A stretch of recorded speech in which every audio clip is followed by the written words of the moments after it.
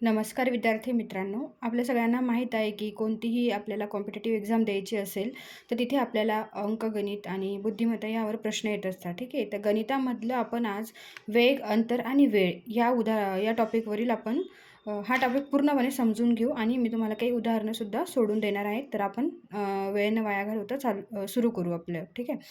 तर आता वेग, अंतर आणि वेळ. तर आता वेग, अंतर, वेळ यावरील तुम्हाला कोणताही प्रश्न आला तरी म्हणजे यावरील जरी आपण कोणतंही उदाहरण सोडवायला घेतलं तरी आपल्याला एकच सूत्राचा वापर करायचा आहे आणि ते म्हणजे S = D/T. ठीक आहे.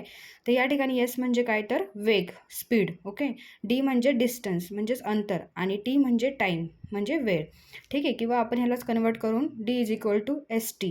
ठीक आहे. आपल्याला कुठे जायचं असेल तर आपण बसने जातो, STने जातो, म्हणून ही एक ट्रिक म्हणून तुम्ही लक्षात ठेवू शकता. ठीक आहे. D = ST आणि मराठीमध्ये आपण वेग बरोबर अंतर भागिले वेळ. ठीक आहे. आणि किंवा ह्यालाच कन्वर्ट केलं परत अंतर बरोबर वेग गुणिले वेळ. तर आता ह्याच्यामध्ये आपल्याला खूप महत्त्वाची एक गोष्ट ध्यानात घ्यायची आहे, ती म्हणजे जेव्हा आपण यावरचे उदाहरणं सोडवतो, ठीक आहे, वेग, अंतर आणि वेळ, तर आपल्याला आयोग ना एका गोष्टीमध्ये फसू शकतो. तर सर्वात आधी आपण ते क्लिअर करू, म्हणजे तुम्हाला पुढे प्रॉब्लेम होणार नाही. मुलं प्रश्न सोडवतात पण मेन चूक करतात ते म्हणजे एककांमध्ये. ठीक आहे. तर कधी आयोग प्रत्येक वेळेस आपल्याला सेमच एकक देईल असं नाही.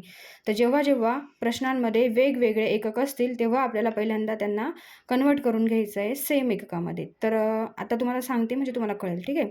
म्हणजेच काय, आता समजा वेग आहे, ठीक आहे, स्पीडचं एकक एकतर मोठ्या ह्याच्यामध्ये जसं की मोठे एकक कोणते आहे स्पीडचं, तर किलोमीटर पर आवर. ठीक आहे. म्हणजे एका तासाला किती किलोमीटर. ठीक आहे. किलोमीटर पर तास किंवा मीटर पर सेकंद. आता हे दोघं लहान एकक आहे.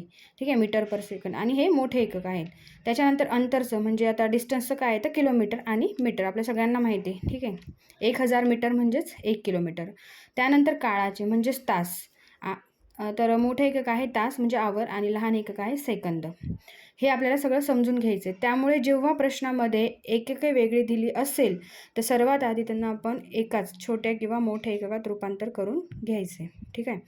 तर आता पहिल्यांदा आपण काय करू की तुम्हाला मी सांगते कसं रूपांतर करायचं. ठीक आहे. मोठे एकक दिले असेल किंवा वेगवेगळे एकक दिलं असेल तर तुम्ही एकाच ह्याच्यात कसं त्याला कन्वर्ट करू शकता. तर समजा हे जाऊ द्या एक्झाम्पल, मी तुम्हाला पहिल्यांदा ट्रिक सांगते आणि त्यानंतर हे आपण थोडा वेळ थांबून घेऊ. ठीक आहे. पहिल्यांदा मी तुम्हाला ट्रिक सांगते. जेव्हा मोठ्या एककामधून छोट्या एकामध्ये रूपांतर करायचे असते तेव्हा. ठीक आहे. आता हे बघा, सॉरी इथं खाली आहे ते. तर आता सपोज तुम्हाला उदाहरणामध्ये किलोमीटर पर आवर दिलं असेल आणि वेळ जर तुम्हाला सेकंदमध्ये दिली असेल तर तुम्हाला एकतर दिलेला जो वेग आहे तो एकतर तुम्हाला या रूपात म्हणजे मीटर पर सेकंदमध्ये कन्वर्ट करावं लागेल. ठीक आहे. तर जेव्हा तुम्हाला असं उदाहरणामध्ये किलोमीटर पर तास असं दिलं असेल तर तुम्ही काय करायचं आहे की त्याला मल्टिप्लाय म्हणजे गुणिले 5/18 करायचे. ठीक आहे. आता हे मोठं एकक आहे आणि तुम्हाला लहान एककात जायचे, म्हणजे मोठ्या एककाचं रूपांतर तुम्हाला लहान एककात करायचं असल्यास तुम्हाला वरती लहान अंक घ्यायचा आहे. ही एक ट्रिक तुम्हाला सांगते, म्हणजे तुम्हाला कळणार नाही कधी 18/5 घ्यायचं, कधी 5/18 घ्यायचं. तर जेव्हा मोठ्या एककामधून किलोमीटर पर आवरमधून मीटर पर सेकंदमध्ये तुम्हाला कन्वर्ट करायचं असेल, अशा वेळेस ज्यामध्ये कन्वर्ट करायचं आहे आपल्याला लहान एककात करायचं. ठीक आहे. म्हणून लहान म्हणजे 5 हा 18पेक्षा लहान आहे म्हणून तो वर घ्यायचा आणि त्याला सिम्पली मल्टिप्लाय करायचं. त्यानंतर तुम्हाला लहान एककातून जर मोठ्या एककामध्ये कन्वर्ट करायचं असेल, जे दिलेली व्हॅल्यू असेल ती, तर तेव्हा तुम्ही आता मीटर आणि लहान एकक तर मोठ्या एककामध्ये करायचं आहे. मग आपल्याला कन्वर्ट कशात करायचं आहे मोठ्या एककामध्ये, तेव्हा मोठी संख्या वरती घ्यायची म्हणजे 18 वर घ्यायचं आणि भागिले 5 करायचं. इथपर्यंत तुम्हाला कळलं असेल बरोबर. आपण उदाहरण घेतल्यावर तुम्हाला जास्त चांगल्या प्रकारे कळेल. ठीक आहे. तर आता खाली मी जस्ट तुमचे एक इन्फॉर्मेशन जनरली हे सगळ्यांना माहीतच असेल तरी पण मी तुम्हाला दिलं एक माहितीसाठी. तर 1 किलोमीटर म्हणजे 1000 मीटर सर्वांना माहीत आहे बरोबर. 1 तास म्हणजे 3600 सेकंद माहिती आहे आपल्याला. 1 तासामध्ये 60 मिनटं असतात आणि पुन्हा 1 मिनटामध्ये 60 सेकंद असतात, म्हणजे 1 मिनटामध्ये 60 सेकंद आणि आपण 1 तासाचं जर काढलं तर 1 × 60 × 60 असे 3600 सेकंद येतात. ठीक आहे. एवढं सर्वांना समजलं असेल. तर डायरेक्ट आपण उदाहरणं म्हणजे वेळ, अंतर आणि वेगावर घेण्यापेक्षा आधी आपण रूपांतरं बघू, ठीक आहे. तर आता रूपांतर तुम्हाला शिकवते. तर पहिली गोष्ट, ताशी 90 किलोमीटर म्हणजे किती मीटर पर सेकंद, ठीक आहे. म्हणजे तुम्हाला जेव्हा उदाहरणात मेन जे उदाहरण असेल त्यामध्ये जर कन्वर्ट करायला लागलं तर तुम्ही कसं कराल. तर आता मी तुम्हाला काय सांगितलं आहे की मोठ्या एककाला आता इथे काय आहे की ताशी 90 किलोमीटर म्हणजे हे झालं किलोमीटर पर आवर, ठीक आहे. तर आपल्याला लहान एककात हे करायचं आहे, रूपांतर करायचं आहे. मग ती व्हॅल्यू घ्यायची 90, लहान एककात करायचं म्हणजे लहान संख्यावरील म्हणजेच 5 ही वरती येणार, अंशात येणार, ठीक आहे. मग 90 गुणिले 5 भागिले 18, मग 18 एक 18, 18 पंचे 90. मग 5 गुणिले 5 म्हणजेच 25 मीटर पर सेकंद, 25 मीटर पर सेकंद. म्हणजे ताशी 90 किलोमीटर म्हणजेच 25 मीटर पर सेकंद, ठीक आहे. आणखी एक बघू. आता हे मोठ्यातून छोट्या एककामध्ये मी तुम्हाला दाखवलं कन्वर्ट करून. आता आपण छोट्या एककामधून मोठ्या एककात कसं कन्वर्ट करता बघू. मी तुम्हाला सांगितलं आहे जेव्हा मोठ्या एककात कन्वर्ट करता तेव्हा अंशामध्ये मोठी संख्या येणार, ठीक आहे. मग आता 30 मीटर पर सेकंद म्हणजे किती किलोमीटर पर तास. तर आता 30 घ्यायचे गुणिले मोठी संख्या वर येणार कारण आपल्याला मोठ्या एककात करायचं, 18 भागिले 5. मग आपण सिम्पली आपला भागाकार करू. 5 एक 5, 5 सके 30 आणि 18 सक 108. मग त्याचं उत्तर काय आलं आपलं 108 किलोमीटर प्रति तास. तुम्हाला समजत असेल बरोबर ना.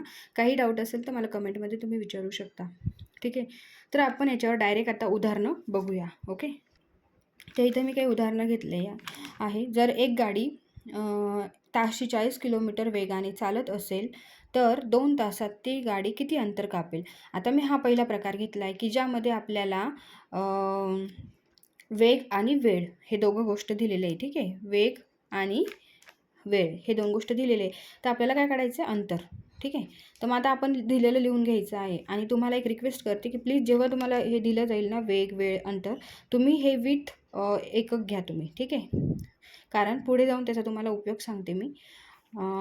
वेग तर आता पहिल्यांदा आपण दिलेलं लिहून घेऊ. वेग काय दिलेला आहे आपला 40 किलोमीटर पर तास, ठीक आहे, किलोमीटर पर आवर. वेळ काय दिला आहे 2 तास, ठीक आहे. मी लिहून घेणार 2 आवर्स, ओके. आणि आपल्याला काढायचं काय अंतर. तर मी सगळ्यात सुरुवातीला तुम्हाला सूत्र सांगितलं आहे बरोबर. D=ST म्हणजे distance is equal to speed into time. तर आता स्पीड किती दिलेला आहे आपल्याला 40 किलोमीटर पर आवर, 40 किलोमीटर पर तास, गुणिले टाईम किती आहे 2 आवर्स, ओके. तुम्ही बघू शकता मी विथ आपलं हे जे एकक आहे त्याच्यासोबत मी लिहून घेतलेलं आहे, ठीक आहे. तर मग आता इथे बघू शकता आवरला आवर कॅन्सल झाले, ठीक आहे. आणि 40 गुणिले 2 80 आणि किलोमीटर आहे तसं आहे. म्हणजेच ह्याचा किती अंतर कापलं त्या गाडीने 2 तासामध्ये 80 किलोमीटर. कोणत्या वेगाने 40 किलोमीटर पर आवरने, ठीक आहे. तुम्हाला समजलं अंतर कसं काढायचं. तुम्ही अशीच आणखी उदाहरणं घेऊन तुमच्या मनाने इथे किमती टाकून तुम्ही प्रॅक्टिस म्हणून करू शकता. तुम्हाला याच्यावरचे आलेले प्रश्न आरामात सोडवता येतील, ठीक आहे. दुसरा प्रकार बघू. आता आपल्याला काय दिलेलं आहे बघू शकता. गाडीचा वेग 30 मीटर पर सेकंद आहे आणि 10 सेकंदात ती किती अंतर कापेल. परत मी 2 घेतलं आहे. आपलं एक हे काय केलं मी की मोठ्या एककात घेतलं आणि लहान एककात तुम्हाला घेतलं आहे फक्त प्रॅक्टिससाठी, ठीक आहे. तर मग परत आपला फॉर्म्युला माहिती आहे आपल्याला D=ST किंवा तुम्ही S डिस्टन्स अपॉन टाईम असं पण घेऊ शकता, काही प्रॉब्लेम नाही आहे, ठीक आहे. मग आता आपल्याला दिलेलं काय आहे तर गाडीचा वेग दिलेला आहे, ओके. स्पीड दिलेला आहे. स्पीड किती आहे 30 मीटर पर सेकंद आणि टाईम दिलेला आहे, ठीक आहे 10 सेकंद. तर आता मी लिहून घेतलं D=30 मीटर पर सेकंड आणि multiply by 10 second. Second cancel केलं. 30 गुणिले 10 300 मीटर. म्हणजे जर त्या गाडीचा वेग 30 मीटर पर सेकंद असेल तर 10 सेकंदात ती गाडी 300 मीटर एवढं अंतर पार करेल. तुम्हाला समजलं असेल. हे दोन्ही उदाहरणं आपण बघितली ती कसली आहे अंतरावरची. म्हणजे आपल्याला डिस्टन्स आणि वेग आणि टाईम दिलेले असताना आपण डिस्टन्स किंवा अंतर कसं काढू शकतो, ठीक आहे. आता दुसरं उदाहरण बघूया पुढचं आपण. हे आता ह्याच्यामध्ये आपल्याला काय काढायचं टाईम काढायचा आहे, ओके. आपल्याला दिला आहे स्पीड आणि त्यानंतर डिस्टन्ससुद्धा दिलेला आहे. म्हणजेच गाडीचा वेग 15 मीटर पर सेकंद असेल तर 120 मीटर अंतर कापण्यासाठी तिला किती वेळ लागेल, ओके. तर आता दिलेलं काय लिहून घ्यायचं. स्पीड दिलेला आहे 15 मीटर पर सेकंड, अंतर काय दिलेलं आहे 120 मीटर, ओके. आता आपण बघू शकतो हे दोन्ही सेम एकक आहे त्यामुळे आपल्याला कन्व्हर्जनची इथे गरज आहे का नाही, ओके. तर आता आपल्याला सूत्र माहिती आहे D=S/T. मग आता मला काढायचं काय आहे तर टाईम, ओके. इथे विचारलं आहे बरोबर वेळ काय लागेल. तर मला काढायचा टाईम, मग मी काय केलं, टाईमला इकडेच ठेवलं आणि डीला एसला खाली छेदात नेलं. Okay, T is equal to D upon S. मग आता डी किती दिलेलं आहे आपला 120 मीटर आणि मला वेग किती दिलेला आहे 15 मीटर पर सेकंद. मी लिहून घेतलं. ओके, तर आता मीटर कॅन्सल झालं. 15 एक 15, 15 आठे 120. मग टाईम किती लागणार तर 8 सेकंद. ओके, गाडीला जर वेग गाडीचा 15 मीटर पर सेकंद असेल तर तिला 120 मीटर अंतर कापण्यासाठी 8 सेकंद लागतील. आय होप तुम्हाला समजतं आहे. प्लीज काही प्रॉब्लेम असेल तर मला सांगा. ठीक आहे, एवढं कळलं. तर आता आपण पुढचा प्रकार बघू, ज्यामध्ये आपल्याला काय दिलेलं असेल. आपण काढलं इथे अंतर, इथे काढला टाईम. आता आपण काढू वेग. ओके, आता तर वेग काढण्यासाठी आपण बघू शकता. तर मी उदाहरण घेतलं आहे.